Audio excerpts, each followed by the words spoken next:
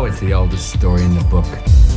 Boy meets girl, boy loses girl, boy kicks open the closet door and finally meets Mr. Right. I don't know. What do you want? You got a kid, right? Loud music ain't good for kids. It hurts their ears. Mind your own business.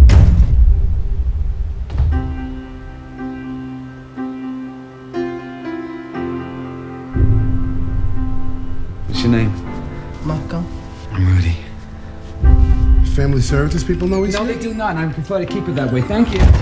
Paul! What the hell are you doing? Last night, his mom left him alone, and she ain't been back since then. What do you want me to do about it? You're a lawyer. We have some legal papers we'd like you to sign. And what do they say? Then Rudy will take care of Marco while you're locked up.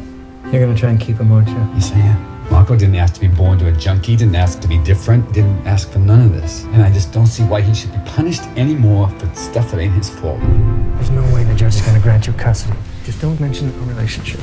Don't. I see here that Mr. Donatello lives with you. He's my cousin. So what's the game plan here? We're gonna be wrinkled old queens still telling people we're cousins? Do you want to lose him? That's discrimination, Paul. It is not discrimination, that's reality.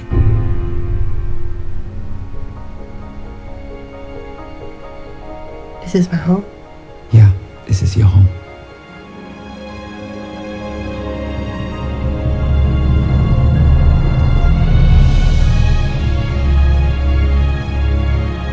You told me you became an attorney so you could change the world. Here is your chance to do some of that world changing.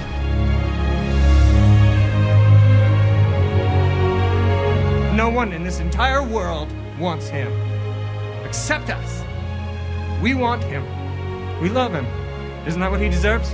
Isn't that what every child deserves? I believe in us, and I believe no matter what, we have right on our side. Will you tell me a story? Okay. I like happy ending. Don't we all, sweetheart? Travis, what did you love most about this film? Well, I loved the experience of making it.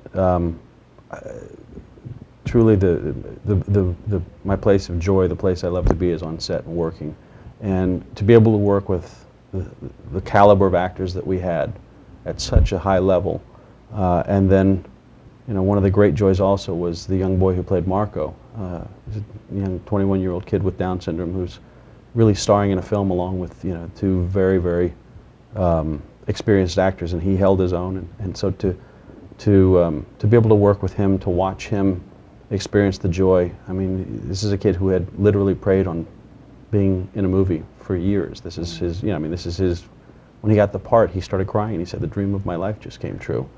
And so his sort of unabashed joy, his honesty, his, you know, playfulness on the set, his smiles, when, you know, it was wonderful, was a joy to watch, and I think a great reminder to, you know, as quote unquote sort of older professionals, you know, where you sort of, you act cool and everything's fine, but he, you know, if he got excited about something, he would jump up and down, which I think maybe, you know, we stop doing when we grow up, and it was a great reminder. That's so awesome. Yeah, Marco captures your heart throughout the film, without a doubt. Now, what did you hope that people would leave with after seeing this film? Well, you know, there are political elements to the film, without question. We were talking about equality and gay rights and gay adoption, but first and foremost, as a storyteller, my hope is that they would leave feeling like they'd seen a, you know, a well-told story, a well-acted film, a well-shot film, well-directed film.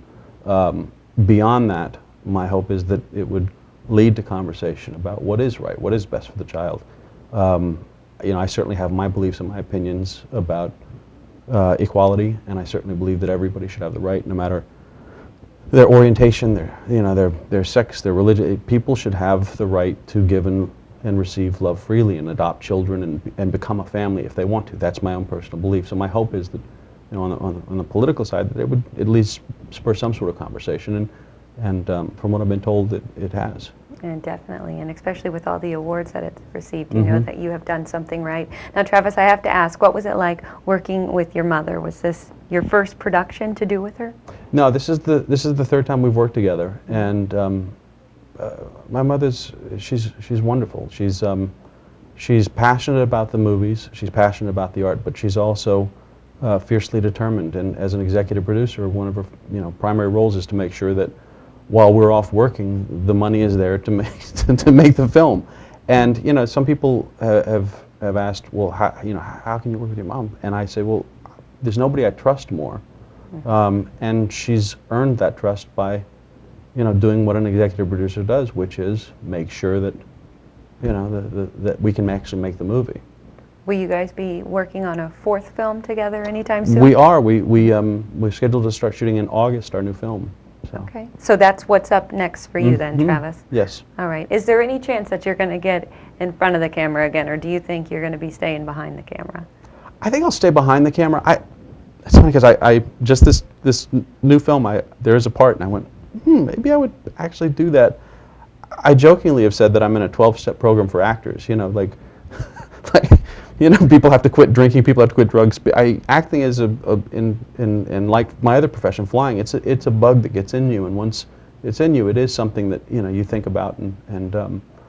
But I would never exclusively work in front of the camera again. Mm-hmm. I wouldn't. Sitting here right now, I would much prefer to be on the other side. I mean, I would. I just Well, you do good, both on the camera and then you do good off the camera too. Travis, it's been a pleasure talking with you. I look forward to seeing your future projects. Thank you very much. I'm going to take a quick break. I'll be right back after these messages.